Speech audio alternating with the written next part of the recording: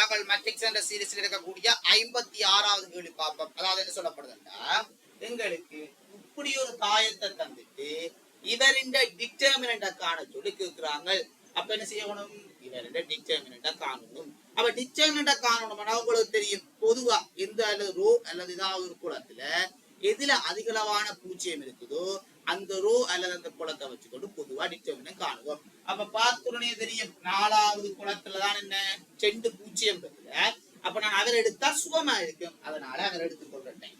அப்ப இவர் யாருக்கு சமனா இருப்பார்? இவர் பூஜ்ஜியம் மடங்கு எங்களுக்கு பார்க்க முதலாவது ரோவுலையும் 4வது குலத்திலையும் C1 4. அப்ப வரமாட்டேன், சும்மா போட்டு காட்டுறேன்.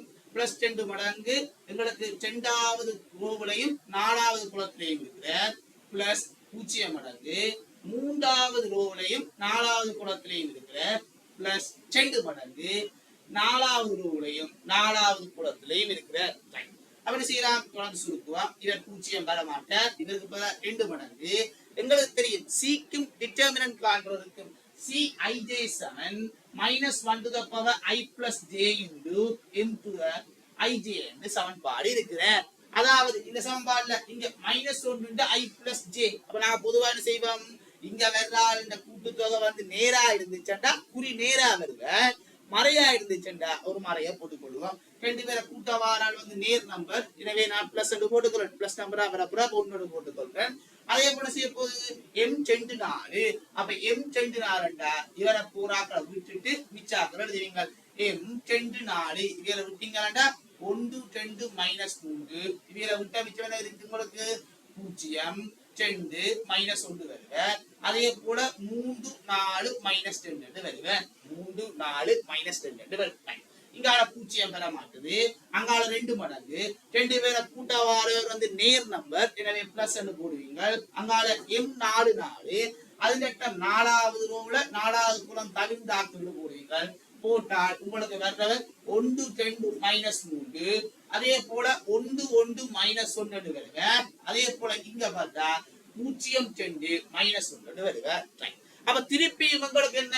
3 தர 3 டிட்டர்மினன்ட் காண வேண்டும். திருப்பியும் இதே வேலை செய்வோம். 2 தர 2 வந்துச்சுண்டா எங்களுக்கு முந்திரு மூளை விட்டம் மைனஸ் துணை மூளை விட்டம் என்று போட்டு டிட்டர்மினன்ட் காண தெரியும். அப்ப நாங்க என்ன செய்யலாம்? திருப்பி சுருக்குவோம். 2 தர இவராத்துக்கு எந்த பக்கம் எந்த ரோ அல்லது குளத்துல அதிகளவான பூஜ்ஜியம் இருக்குது?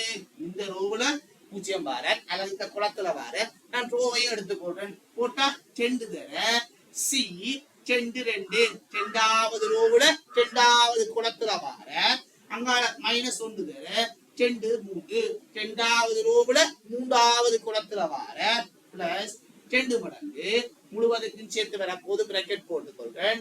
இங்க பக்கம் பாக்கலாம் 3வது ரோவோடு கேட்கதான் ஒரு 0 வார அல்லது முதலாவது குலம் எடுக்க வார நான் 3வது ரோவை எடுத்துக்கொள்றேன். எனவே 2 மடங்கு C3 2 வருவேன் மைனஸ் 1 மடங்கு C3 3 வருவேன். அதுவா அழுட்டா அழுக்கூடும். அதான் செய்வீங்க. 2 பொதுவா வருவேன். இங்க ஒரு 2 இருக்கிற 2 பேர்ட்ட கூட்டுத்தொகை நேர் நம்பர், எனவே பிளஸ் குறி. அதே போல m 2 2 அதுக்கு அர்த்தம் என்ன? 2வதுல 2வது அவளா பேரை விட்டுட்டு பாத்தீங்கன்னா உங்களுக்கு இருக்கிறால -2 மைனஸ் அங்கால -9 வருவேன். எனவே பிளஸ் 9 வந்துருக்கேன். அதெல்லாம் அவளுக்கு சுருக்கீங்க. அதே போல -1 தர 2 3 2 பேர்ட்ட கூட்டுத்தொகை நேர் நம்பர், எனவே மறை வருவேன் மைனஸ் குறி வருவேன். அதே போல m 2 3 இவராக்களை விட்டுட்டு எழுதுறீங்களா எங்களுக்கு வர வேண்டிய 4 -6 வருவேன். 4 -6 வருவேன்.